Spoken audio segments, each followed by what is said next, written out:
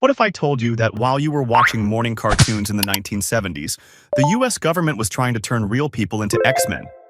You see, during the Cold War, everyone's worried about nuclear bombs and space rockets. Both superpowers were secretly dumping millions of dollars into something that sounds straight out of a Marvel movie. They were trying to create real-life superheroes with mind powers. I'm talking about people who could supposedly bend spoons with their thoughts, peek inside top-secret buildings from miles away, and even read classified documents through walls. This isn't some conspiracy theory I found in some weird corner of the internet. This was an actual government program.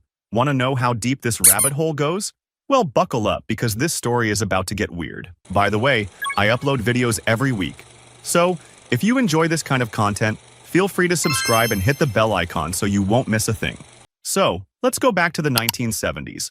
The US and the Soviet Union are not just building nukes and racing to space, they're also secretly dabbling in what sounds like a sci-fi plot. This story involves psychics, secret missions, and, well, government-funded experiments in mind powers. This all started because the US got word that the Soviets were allegedly spending millions on psychic research, like $60 million a year. They were studying stuff like psychotronics, which is a fancy way of saying they were exploring if the human mind could control objects or spy without actually being there. Naturally, the Americans were like, wait, if they're doing this, we should too. And thus, the stage was set. In the mid-70s, the CIA decided to dip its toes into this world, starting with small-scale studies like Project Scanate, where psychics would scan locations using coordinates. By 1977, the Defense Intelligence Agency, DIA, alongside the Army, decided to kick things up a notch.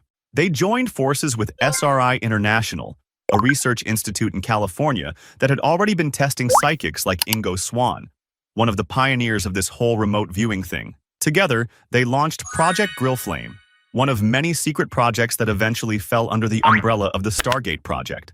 Now, Project Grillflame's mission was pretty simple on paper, but, like, super ambitious if you think about it. First, they wanted to figure out if psychic abilities, like remote viewing, where you can supposedly see things far away without being there, were actually real. I mean, could people really do this, or was it all just wishful thinking? And second, they wanted to see if these abilities could be useful for, military and intelligence work. Like, could a psychic spy actually give them a leg up in Cold War espionage? That was the big question.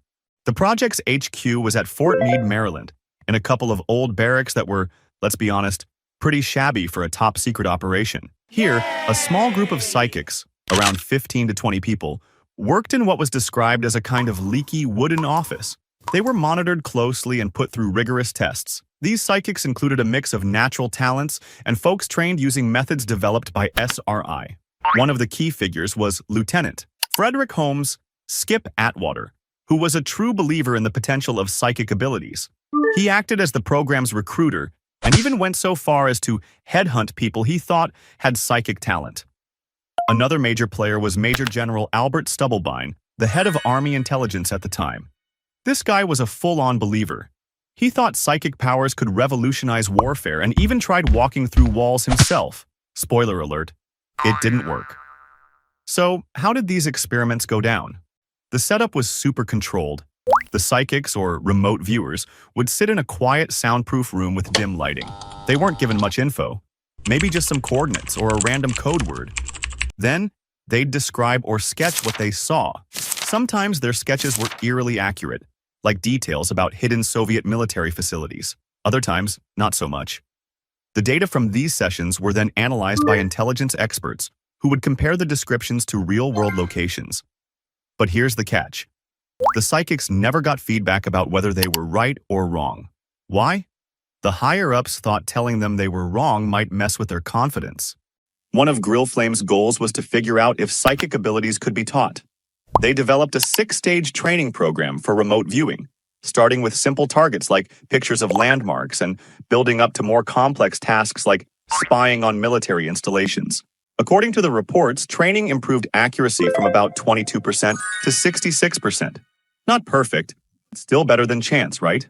All right, so now that we've set the stage for Project Grillflame, let's talk about what actually went down in those secret sessions.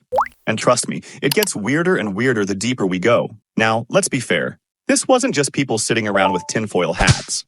There were moments where Grillflame's remote viewers actually hit the mark. One of the most famous stories involves a young secretary named Rosemary Smith, who was recruited into the program. In 1976, she was tasked with locating a downed Soviet spy plane that had disappeared somewhere in Africa. Without ever leaving her chair, Rosemary pinpointed the exact location. When a search team checked her coordinates, there it was. Imagine sitting in a quiet room, doodling a map, and then getting told, "Oh yeah, you just helped beat the Soviets at their own game." Pretty wild, right? Another notable success involved a viewer sketching out Soviet military facilities, complete with details like cranes and gantries. Intelligence analysts compared the sketches to actual satellite images. And, get this, the drawings matched up in eerie ways. This kind of accuracy made some people in the military and intelligence communities take the program very seriously. But let's be honest, psychic spying wasn't exactly a flawless science. For every success, there were plenty of misses. Remote viewers often provided descriptions that were so vague they were basically useless, like, "I see water in some kind of structure." Well, that could describe half the planet. One particularly embarrassing moment came when a viewer was asked to describe a secret enemy facility. Their response? "I see aliens working with humans." Yeah, that didn't exactly help. And then there was the infamous Iran hostage crisis in 1980. President Carter's administration was desperate to locate the hostages, so Grillflame was brought in. The viewers gave a mix of conflicting and often incorrect information. Let's just say, psychic intel didn't exactly save the day. Alright, so this is where things with Grillflame go full-on X-Files. I mean, it wasn't just about spying on Soviet bases anymore. They started doing some experiments that were downright bizarre. For example, get this. They had a remote viewer describe Mars. Not Mars today, but Mars from millions of years ago. And this person claimed to see massive structures in these giant beings, like something straight out of a sci-fi movie. Was this helpful for the military? Nope. But let's be real, it sounds wildly entertaining. And then there was the whole UFO and alien thing. Under this guy named Ed Dames, who was, let's say, a little eccentric, they started trying to use remote viewing to locate alien bases on Earth. Yeah, I know. It's more sci-fi than science at that point. Oh, and let's not forget Major General Albert Stubblebine, one of the biggest cheerleaders for psychic research. This guy believed the human mind could bend reality. He even tried to teach soldiers how to bend spoons with their minds and walk through walls. Spoiler alert, nobody made it through the wall, but you've got to give him credit for dreaming big. Now, not everyone was convinced. Critics like Ray Hyman, a psychologist hired to review the program, argued that the successes were mostly due to lucky guesses or subjective validation. Basically, people seeing what they wanted to see. Hyman even accused the program's leaders of conflicts of interest, pointing out that some of them were both running the experiments and evaluating the results. That's like grading your own test, right? Despite the skepticism, there was one thing that kept Grillflame alive: fear of the Soviets. Reports suggested that the USSR was not only pouring money into psychic research, but might actually be getting results. The US didn't want to fall behind in what was essentially a paranormal arms race. In fact, the program's reports repeatedly warned about the potential threat from foreign psychoenergetics research. The Soviets and Chinese were reportedly investing heavily in experiments like telepathy and psychokinesis. Even if remote viewing wasn't perfect, the idea of the enemy using it against the US was enough to justify continuing the program, for a while anyway. By the early 1980s, Project Grillflame had gained enough notoriety to undergo some rebranding. After a few years of experiments, the project was renamed multiple times, kind of like trying to escape a bad Yelp review. First, it became Center Lane, then Sunstreak, and finally, in 1991, it was consolidated under the now famous name, the Stargate Project. This wasn't just a name change, though. The focus shifted as well. While Grillflame had primarily been about testing and training remote viewers, Stargate aimed to put these abilities to work in real-world military and intelligence operations. During its Stargate years, the project took on some pretty bold missions. In the Gulf War, a psychic reportedly tried to locate Iraqi Scud missile launchers. And in 1994, they even attempted to find hidden plutonium stockpiles in North Korea. Oh, and get this. They also used psychics to track double agents. Yeah, psychic spies trying to catch other spies. Wild, right? But here's the thing. Despite how intense these missions were, most of the intel from the psychics was vague at best. Analysts often had to piece together fragments of information, and even then, the results weren't exactly groundbreaking. Let's just say it was far from a psychic slam dunk. In the end, Project Stargate was shut down. So what went wrong with Stargate?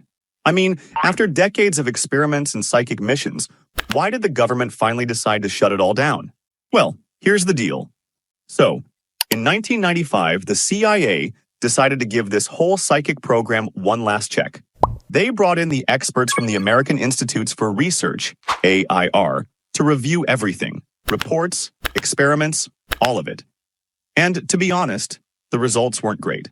The AIR report basically said, yeah, sometimes the psychics got things right, but most of the time their results were vague, inconsistent, or just wrong.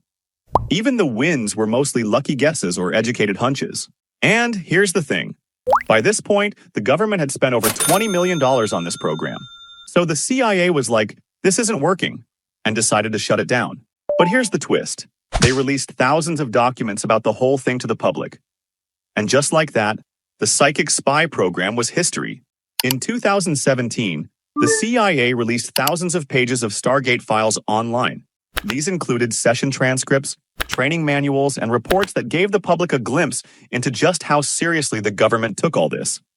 At the end of the day, Project Grill Flame and its successors weren't just about psychic experiments.